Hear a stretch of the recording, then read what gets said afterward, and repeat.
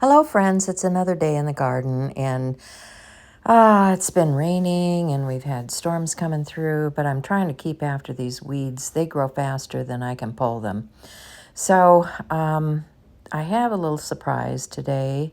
I've been potting things up, and one of the things I'm potting up is tower of strawberries. Now, I did check that potting soil mix price again. I went to another store. They wanted almost $20 for that. Now, that's that same bag that I bought for $12 at Sam's. Now, you may see me working on a project here. Remember I said I was getting those tower pots from the Dollar Tree, and there they are.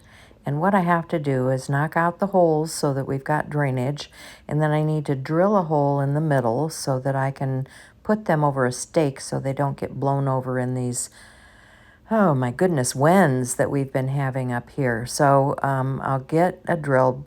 One of my good friends brought me a stack of hole saw drill bits, and I was able to get those knocked out of the middle and get my process started. So there's the holes knocked out of the pots, and once I get the center post hole drilled, I can fill these with soil and start with my strawberry tower. I do have some bare root strawberries, and while I was out at the greenhouse the other day, I picked up a few flats of everbearing strawberries. So I'm going to have more than one tower because I've got, 36 of these. Let's see. So that makes about 90. Well, there's 3 per pot. I think there's a dozen of each color. You do the math. Anyway, I've got a lot of pots and a lot of things to put in them. So, you usually have to share with the birds anyway, so I'll have to allow for that. Maybe get some bird netting or something to deter them, but it will be something new in the garden this year. So I'm showing you on the bottom of these pots, they've got a ridge where they stack together nicely. And you just want to make sure that when you're setting up your tower that you've got them all stacked together so that it helps with the stability of your pots.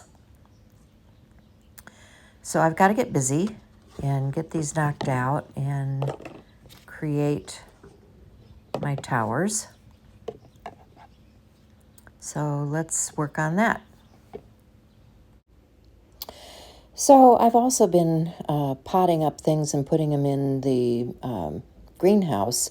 So I have another green stalk coming in the mail, and the little sprouts are starting to poke their head up in the seed containers. One strawberry tower, you should probably have more. I also picked up some echinacea. Mine had gotten destroyed in the storms a couple years ago. Peanuts for the birds, and yeah, we got more planting to do now, right?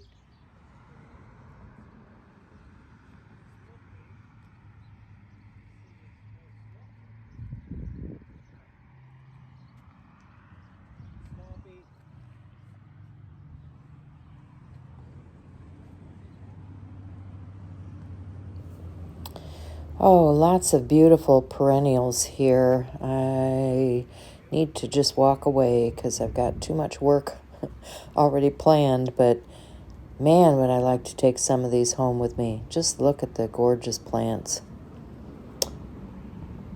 Oh, I see foxglove. I see, I don't know, just so many of them that I would enjoy as they grow in the garden.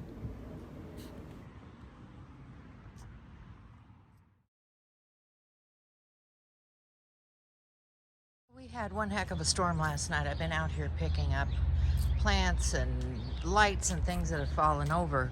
But let me show you what my task was this morning. I'm just planting up the last one here. But remember, I got those Dollar Tree tower pots. So here we go. I planted it all up with ever-bearing strawberries. This is the topper that's going on because I've got 24 ever-bearing plants. I gotta get it lined up. That's the hard part, guys. Lining it up with the holes, because what you do is you line it up and it fits right down here on the edge. So let me get the other two onto the edge. Make sure that my plants are all nestled in there nicely.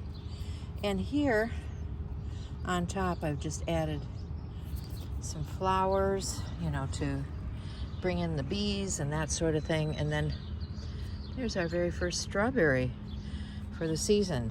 How's that? The hosta along the fence here are starting to come up. I put in a couple of echinacea, so that'll be pretty. This is the fence on the far side of my garden. But there's our tower, guys. First one, all planted. Now I need to go soak those bare roots and get them ready for planting.